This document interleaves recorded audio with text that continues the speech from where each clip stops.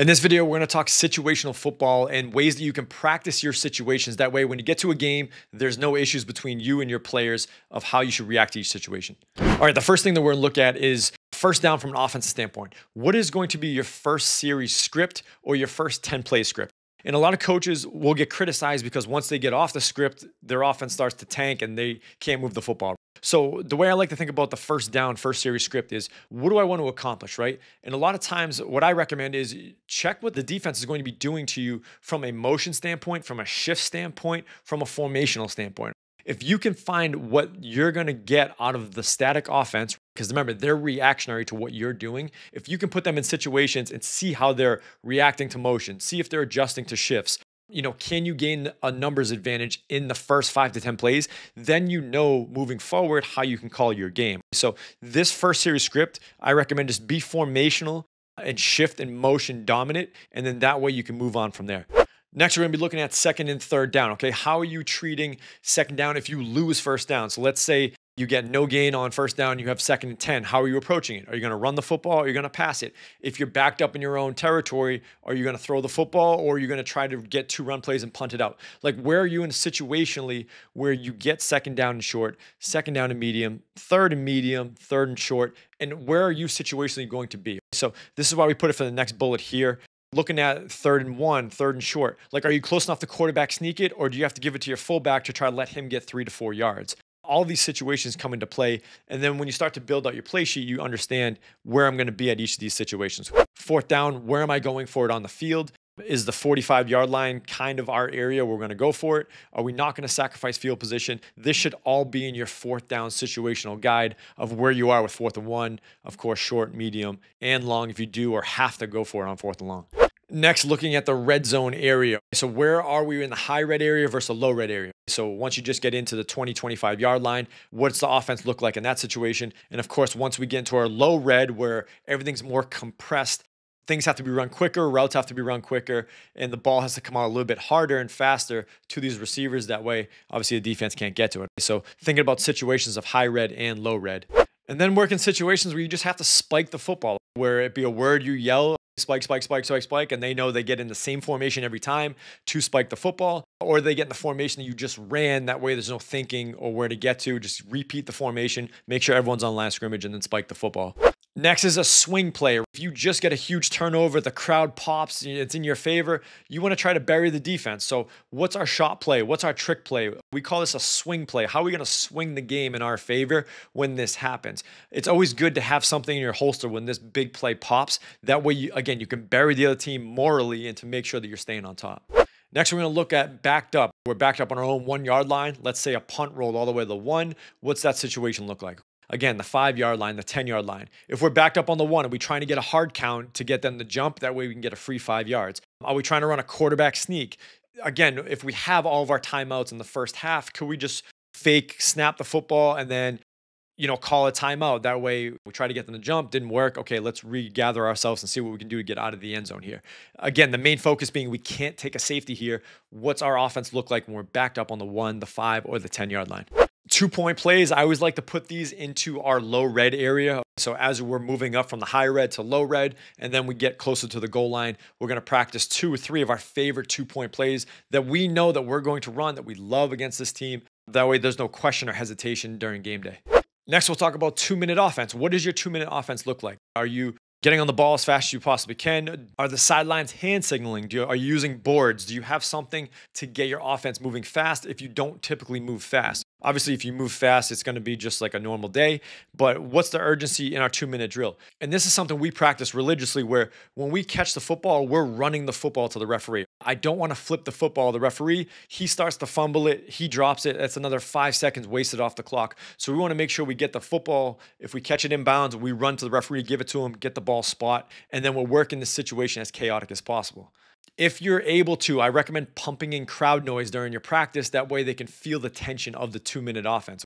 Have your first offense out there and your best available on defense. That way they're playing at a rapid rate and you know that what they're going to see on Friday night is as chaotic as what they're seeing in practice.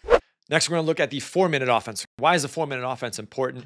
It's because how you go into half and how you come out of half. So we're looking at the 4 minutes before half and the 4 minutes after half. How are we controlling the football? If we know that we get the ball back in the second half, can we control the clock, score, get the ball back, and then try to score again at halftime? We don't want to be in a situation where we're trading blows right before half and then they get the ball back and we're down a score if it is a track meet. So thinking about more of your 4-minute offense, and this is more from a mental standpoint, a situational from a coach standpoint, is how we're going to handle this 4-minute segment before and after the half. Next, we're digging into our last play of the game or the last play of the half. Are we going to try to chuck up a Hail Mary? Are we going to try to get it close? That way we can spike a field goal and then kick, obviously, a field goal before half. Are we running deep comebacks to try to get it closer for a Hail Mary? These are all situations that if there's 10 seconds on the clock or 15 seconds on the clock, you have no timeouts. How are you going to chunk the defense and take advantage of the space they're giving up to get closer for a Hail Mary? So we like to look at it from inside the 10, 20, 30. Like those could be base run plays that you have. But what if you're at the 50 and you need to chunk them out? If you have a field goal with a timeout, field goal without a timeout, okay? You got to get your field goal team ready, run them onto the field, get set, quick kick. So again, thinking how can we build all of this into our practice structure? That way we know that when this situation occurs, no one's panicking. We've done it before in practice and we can kick the field goal to win the game. Next, just thinking about overtime, thinking about the coin toss, think about the rules of overtime. If you're in high school, you know that the ball's placed at 25 and that each team gets a chance to score, okay? So it's good to think about these rules. And then, of course, victory formation. We're putting the bow on this game. It's over with. What does our victory formation look like? Do the receivers know that they have to be on the line of scrimmage? Does the center know that, hey, he's got to turn the football if you guys are usually a shotgun team and he's got to snap that thing between his legs, okay? Are you doing it from shotgun? Are you taking a knee? Who's protecting the football if it is a bad snap? Like all these things are real occurrences that could happen. It's just good to make sure that you practice that victory formation. Next, we're going to transition to the defensive side of the football. And again, we're looking at down and distance for the first couple. And we just wanted to touch on a few of these. So first down, we talk about P and 10. It's the first play to start the drive. Is this team going to run something basic to get their offense going? Or are they trying to take a shot on first down to try to chunk you based on field position? So we always try to mark down what's P and 10 look like. What's the first down after, a third down or a fourth down look like? What's that situation look like for first down? Second down, is it less than 5, greater than 5? You can look at second and short if you want to. One piece of advice I got from a coach, which I absolutely love, is just don't try to sell out on these short yardage down, especially if you have them into their own zone. So let's say you're on their 20, it's second down and 1, third down and 1. A lot of coaches will try to send the house to try to hit something in the backfield.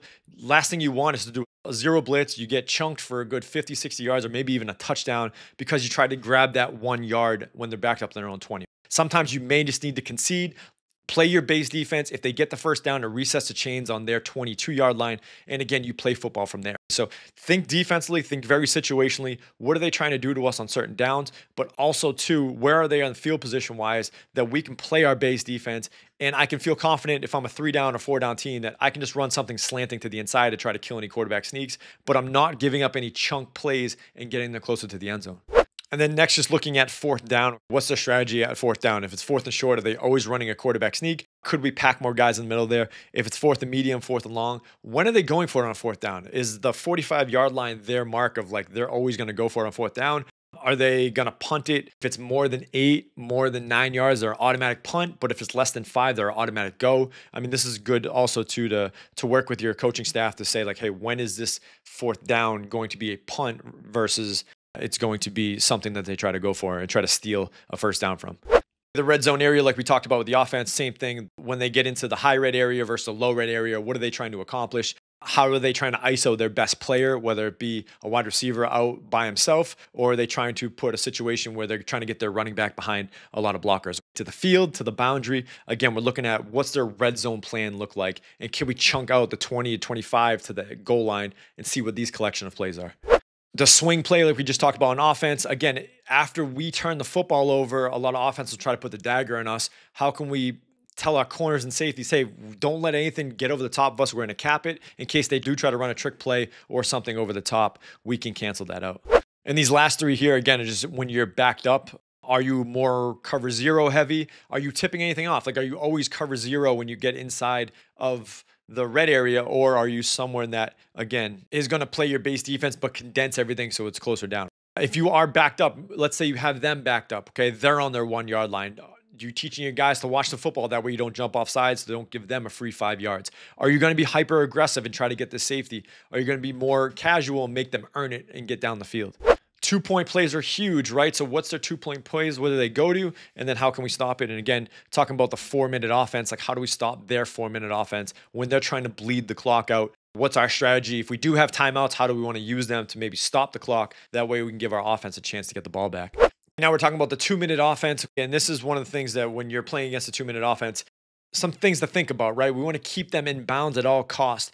When piles form, we want to get up a little bit slower to make sure that clock is still bleeding out. We want to get the call as fast as we possibly can, okay? There's no one that's going to be looking at the ground or talking smack to the other team. Like, I got to get my head to the sideline, get that call, get set up, and then that way we don't have to wait for anyone else to give us the call. Like, the coach is giving it and we're ready to go. So make sure that chaotic 2-minute situation, what does it look like? Last play of the game, last play of the half. If the ball's in the air, what are we doing? We're knocking it down with 2 hands. You don't want any tips to happen. If a Hail Mary situation does occur and that pile forms, make sure we have a player behind it to be able to knock it down, a player in front of it that is possibly the knockdown guy, or if the ball does get tipped and gets knocked down, we're going to have a player there to be able to knock it down again, so that way the other team doesn't catch it. So again, really thinking through Hail Mary situations and how to limit the Hail Mary situation to make sure that ball gets knocked down, and that's it. Again, if they spike the football and kick a field goal, what's our plan for it? Are we going to ice the kicker, or are we just going to let him kick it? If they don't have a timeout, can we get set and try to block this thing without jumping off sides? So those are just offense and defensive situational things that you should practice, or at least have awareness for you as a coach and your players to go over these situations to make sure there's no chaos when it's happening on Friday night. Next, we're just going to touch upon some special teams, do's and don'ts. So first, we'll start with kickoff. And of course, just kick off after a safety. If you do get pinned in your own end zone, are we going to punt this thing? Are we going to kick off? It depends, obviously, on your kicker. Next, we're talking about the sky or pooch kick. If the ball is in the air, where are we trying to pin this thing? Is it going to be over the first line or over the second line? If we have their best player that's deep left, we do not want to kick deep left, okay? So making sure that the kicker can realize, whether it be a high school kid or a youth kid, hey, their best player is deep left. We cannot kick it deep left. We're going to make sure we put it deep right. And also just practicing your onside kick. If you're playing on grass, obviously the ball will have a little bit less give to it. If you're playing on turf, that thing is going to spike off the ground and pop up if you get a good kick on it. So again, just making sure the different surfaces you understand when you do kick an onside kick. Now on the flip side, with kick return, we just got to make sure that if the ball is returned to us right, middle, or left, we have a return for it. The squib kick, if it goes through the middle, are we trying to get it and get as many yards as we can? Are we trying to just get down on the football? Again, have a plan for those guys that are on there. That way they know. If the ball is sky kicked in the air, we got to make sure we get our hand nice and high. So those second or even first line guys need to know that ball's in the air. I can fair catch it, and then they secure the football. Surprise onside and hands team, just make sure that a surprise onside situation, we know to get down the football and cover the guys up. That way you don't get a helmet in the back or anyone that's trying to spear you out. Hands team, again, who are best receivers, running backs. It could be anybody that has great hands and can get on the football. Get them on the hands team. That way there's no shock when hands team has to come out to try to save the game for you. Now going to our punt situations. So if we're backed up, what does that look like? If, let's say, with the ball's on the 2-yard line, we're punting from our own end zone, the kicker has to know, hey, can't take a step backwards or it's a safety. If it's a bad snap, once I catch the football, I got to kick this thing ASAP. Can't do my normal timing that I would do because obviously the field is condensed. So there's got to be a lot more urgency in that backed up situation. Punting into the end zone. So let's say it is, 4th and 28, and we're on the 50-yard line, and we don't want to go for it. We want to punt it because it's pretty rare that we'll get a first down anyways with a third of the field almost to go. So what does that look like? Are we getting a high kick and trying to let it roll? Are we trying to cough and corner this thing, or we're trying to put it into the boundary side or even the field side? Like, how are we approaching that situation? Are we taking a safety? Okay, that way the ball is going to be snapped over our head. We're going to say, hey, we're going to take a safety. Or if your punter needs to catch it, run around for a little bit to waste some time and then take a safety. Again, very rare situations for these to happen, but it's always good to just have it on the back of your mind, especially as a head coach when you decide what you want to do. How do we down upon it? When the ball rolls, the returner doesn't get it, they're screaming poison, poison, poison, get away from it. Make sure that we pick up the football. We're not just tapping it and walking away because the return team can pick it up. We got to pick up the football and actually hold it in our hands. And then, of course, if the ball is blocked in front of the line of scrimmage or behind the line of scrimmage, we know how to play it properly. Next, we're going to look at punt return situations, and the first one being a fair catch. Okay, we want to get that thing up nice, high, clear hand. That way the referee knows this is a fair catch. He's not going to say, hey, I didn't see a hand wave. He knows that thing is up nice and high and it's waving.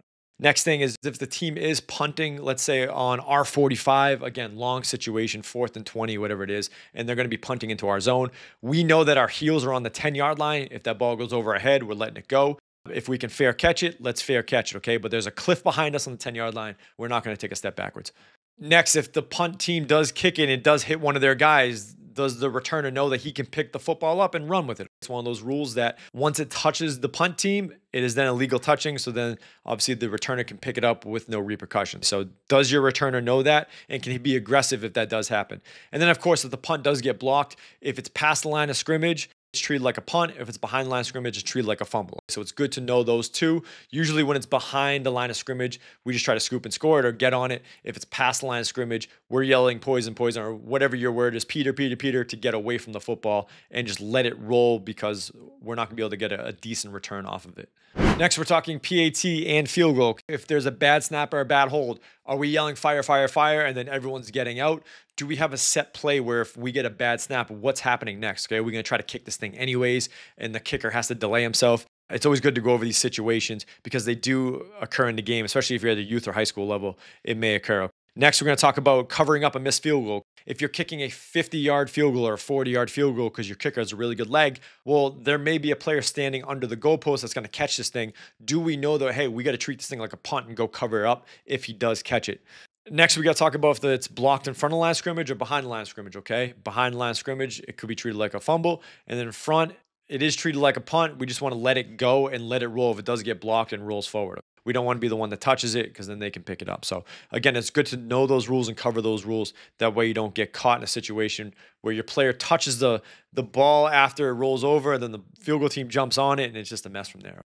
And then like we talked about earlier with situational football, just making sure that last second field goal, we know with a timeout or without a timeout, how we're going to attack this thing. And last, getting to just PAT and field goal blocks. So again, what are our block points? What are our aiming points? Is everyone trying to get their hands up? Are we blocking from the sides, the middle? Where are we going with that? Again, long field goal returns. If we do get in a situation where they are trying a 50, 40 plus yard field goal and it's before halftime, could we try to catch it and return it and try to steal some points that way? Block PAT rules, making sure that we can't touch the center for anything. We can't jump over the line of scrimmage, just going over those situations with those guys. And then, of course, if it's blocked behind the line of scrimmage or in front, how are we playing that? Behind the line of scrimmage, we're just going to block it, try to scoop it up. In front, Peter, Peter, Peter, poison, poison, get away from it, and we'll take the field position where they try to kick it at.